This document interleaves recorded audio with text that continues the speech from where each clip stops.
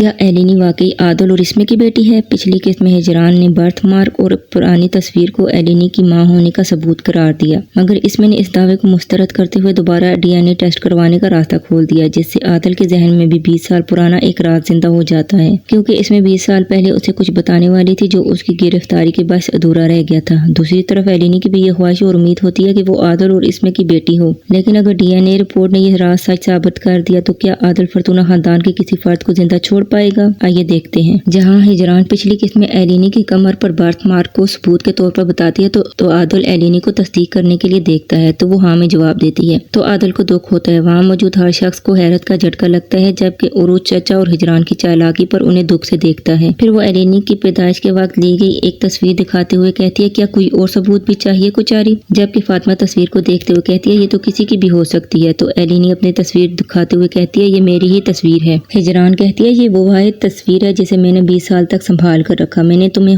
گود میں لینے سے انکار کیا کیونکہ مجھے ڈر تھا کہ ایک بار بھی میں نے تمہیں اگر سینے سے لگا لیا تو پھر کبھی جدا نہیں کر پاؤں گی، اس لیے میں نے یہ تصویر خفیہ طور پر بنوائی۔ تو کیا اب بھی یقین نہیں آیا کہ ایلینی میری بیٹی ہے؟ شریف پھر جان بوجھ کر اسمے کے کندھے پر ہاتھ رکھ کر اسمے کو ساتھ لے جاتا ہے۔ اسمے اپنی گاڑی میں بیٹھتے ہوئے کچھ سوچ کر دوبارہ اسی جوش اور ولولے کے ساتھ عادل کے پاس آتی ہے اور کہتی ہے، اس ڈی این اے رپورٹ پر یقین نہ کرنا، تمہیں جہاں یقین ہو وہاں سے کروانا۔ اسمے کی بات پر ایلینی بھی پر امید ہو جاتی ہے، جبکہ شریف پریشان ہونے لگتا ہے اور وہ شریف اور ہجران کی سانس رک جاتی ہے، جبکہ وہ عادل اور ایلینی کو ایک نئی امید دے کر چلی جاتی ہے۔ ایلینی عادل سے کہتی ہے، اس کا کیا مطلب ہے؟ کیا میں تمہاری؟ عادل ایلینی کی بات کو مکمل نہیں کرنے دیتا اور اپنی ورکشاپ میں چلا جاتا ہے۔ اسے پرانے خیال آتے ہیں جب وہ اور اس میں بھاگ رہے تھے اور اس میں خوشی سے اسے کچھ بتانا چاہتی تھی، تبھی پولیس اسے پکڑ کر لے جاتی ہے اور اس میں اسے کچھ نہیں بتا پاتی۔ وہ ٹوٹی ہوئی باتوں سے کہانی جوڑتا ہے، مگر آخر میں سب کچھ اس کے لیے ایک راز ہی رہتا ہے، جبکہ ایلینی دروازے پر باہر اس کے انتظار میں بیٹھی ہوتی ہے۔ فرتونہ ہاؤس میں اسو ماں کو جلی ہوئی فیکٹری کی ویڈیو دکھاتا ہے تو وہ نقصان کی لاگت کا پوچھتی ہے، تو اسو کہتا ہے نقصان بہت زیادہ ہوا ہے۔ پھر غصے سے کہتا ہے، مہینوں لگ جائیں گے فیکٹری کو دوبارہ اپنے قدموں پر کھڑا کرنے میں۔ زیرب اٹھ کر جانے لگتی ہے تو اسے چکر آتے ہیں۔ اسو ماں سے کہتا ہے، کیا آپ ٹھیک ہیں؟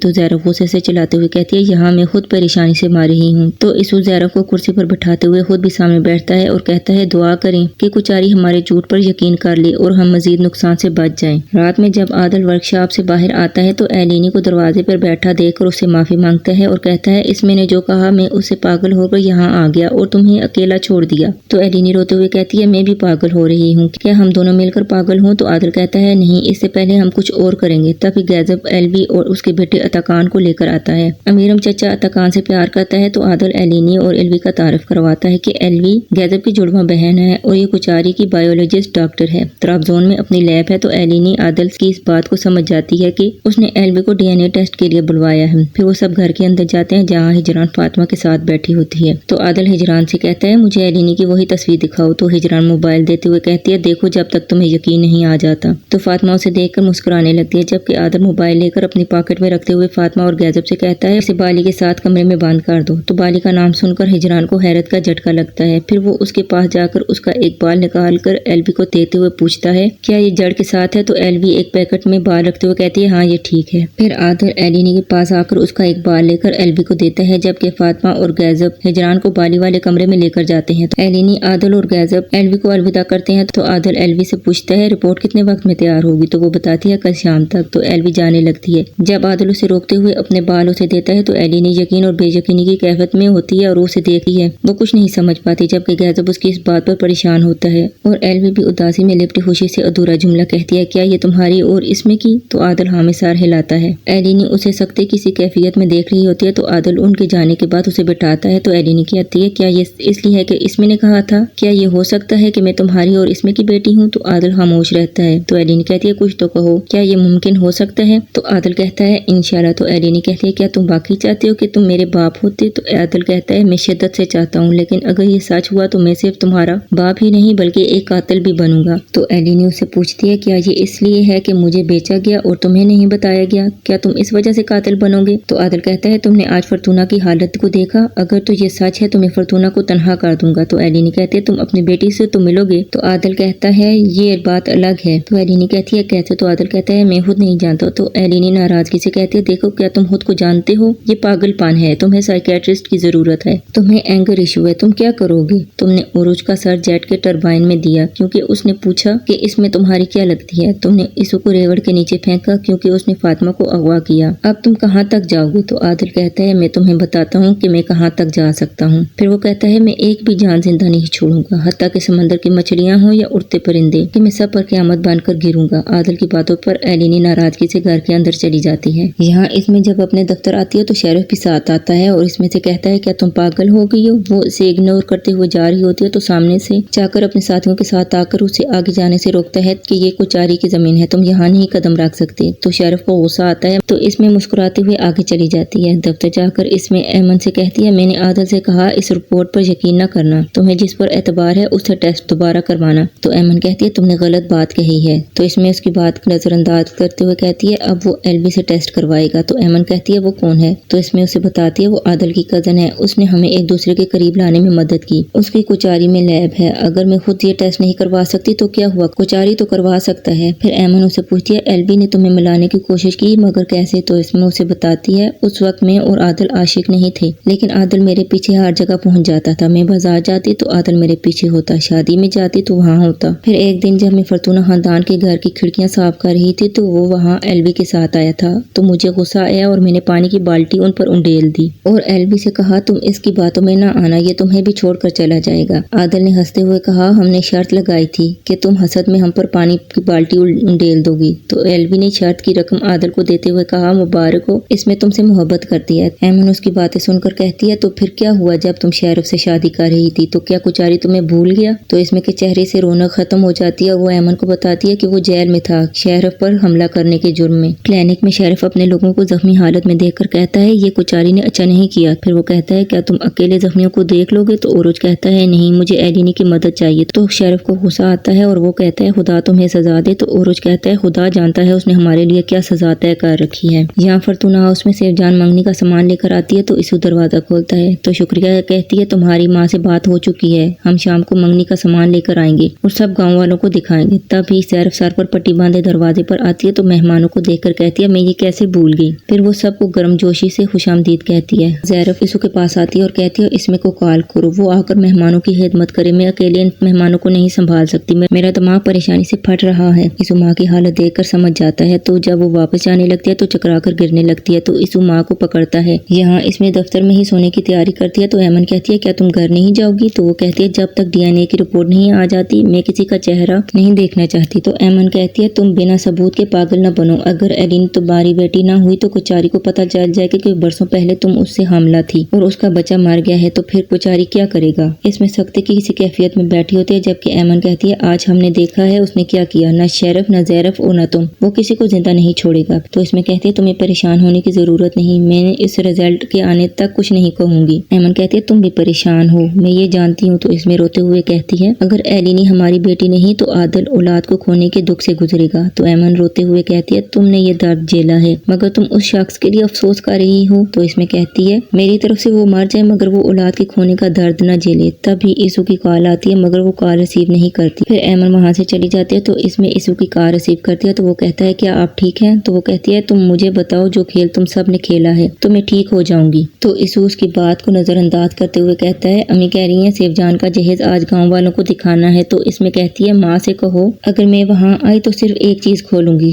جانتے ہو کیا؟ تو پھر خود ہی کہتی ہے میری بیٹی کے ڈائپرز جنہیں میں کبھی نہیں باندھ سکی، تو کیا میں اب سب کے سامنے آؤں؟ تو اسو کہتا ہے آپ نہ آؤ۔ کال بند ہونے کے بعد وہ اب دوسرے کمرے میں جاتا ہے جہاں زیرف کی حالت وقت کے ساتھ ساتھ مزید خراب ہو رہی ہوتی ہے، وہ بات نہیں کر پاتی جبکہ زیرف شکریہ سے کہنے کی کوشش کرتی ہے کہ تم نے ہمیں اپنی پھول جیسی بیٹی دی تو اس جہیز کی ضرورت نہیں۔ اس کی باتیں بے ربط ہوتی ہیں جسے سب محسوس کر لیتے ہیں، وہ بات مکمل نہیں کر پاتی۔ ساتھ اسو اس کی بات کو مکمل کرتا ہے تو اسے چکر آنے لگتے ہیں تو وہ پانی مانگتی ہے، سیف جان اسے پانی دیتی ہے تو وہ کہتی ہے تم کون ہو اور پانی کو دیکھتے ہوئے کہتی ہے یہ کیا ہے؟ اسو اس کے پاس ہی کھڑا ہوتا ہے مگر وہ چکرا کر گر جاتی ہے اور اسے جھٹکے لگنے لگتے ہیں۔ یہاں کلینک میں اوروج گوہان کے زخم سی رہا ہوتا ہے جب اسو کی کال آتی ہے تو شیرف کال ریسیو کرتا ہے۔ شیرف کو خاموش دیکھ کر اوروج پوچھتا ہے تو وہ کہتا ہے تمہاری ماں کو فالج کا اٹیک ہوا ہے۔ تو اوروج کی سانسیں رک جاتی ہیں۔ اوروج اپنی ماں کو لے کر اسپتال جاتا ہے جہاں ڈاکٹر اس کے ہر طرح کے ٹیسٹ کرتے ہیں جو سب ٹھیک آتے ہیں مگر وہ پھر بھی ٹھیک نہیں ہو پاتی۔ ادھر کوچاری ہاؤس میں ایلینی فاطمہ کے پاس بیٹھی عادل کی باتوں کو سوچ رہی ہوتی ہے جب اسے اوروج کی کال آتی ہے تو وہ کال ریسیو نہیں کرتی جس پر